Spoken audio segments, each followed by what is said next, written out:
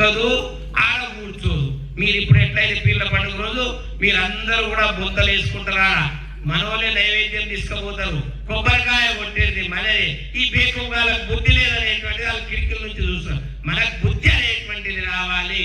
సధర్మే నిధనం శ్రేయ పరధర్మో భయావ అనేటువంటిది మన ధర్మం ఉంది కాబట్టి మన ధర్మాన్ని ఆచరించాలి. ఇది మన ధర్మం. ఎందుకయ్యా మనకు అవసరం ఉన్నది? మీరు ఏదైనా చేసుకోండి, వాడు ఊస్తా ఉంటాడు, మనం తింటా ఉంటాం. వాడు ఊంపు అని ఉంచినాకనే మీకు ఇష్టం. ఆడ పోతాం. రామనవమి కన్నా ఇక్కడ గోపాల్పేటలో రామనవమి జరుగుతుంది అన్న జాతర అవుతుంది కదా. జాతరలో దుకాణాలు ఎవరు పెడుతున్నారు? ఎవరు మనం పెడుతున్నామా?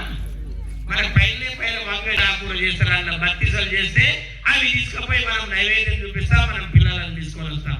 ఎటువంటి సంస్కారం అనేటువంటిది మన సనాతన ధర్మం యొక్క సంస్కారాన్ని మనం ఆచరణ చేయాలి. ఇది మనం చేస్తలేము. వాడు ఒకటే ఇద్దరు 2-4 ఇళ్ళు ఉంటాయి. మనం అందరం కూడా ఆడ గజ్జలు కట్టుకుంటాం, మనమే దూకుతాం, మనమే నైవేద్యం ఇస్తాం. పైసలు వాడని అంత చేయరు కానీ మనకే ఇంకా జోస్ వస్తుంది అన్నమాట. దుంకాలి అనేటువంటి జోస్ వస్తుంది. గజ్జలు కట్టుకునేది మనమే. తల్లులు పోయి కొబ్బరికాయ కొట్టింది. మరి ఒక్కరైనా శబరిమాత అమ్మకు వచ్చి ఎవరైనా ఒక్క తల్లి అన్న కొబ్బరికాయ కొట్టిందా?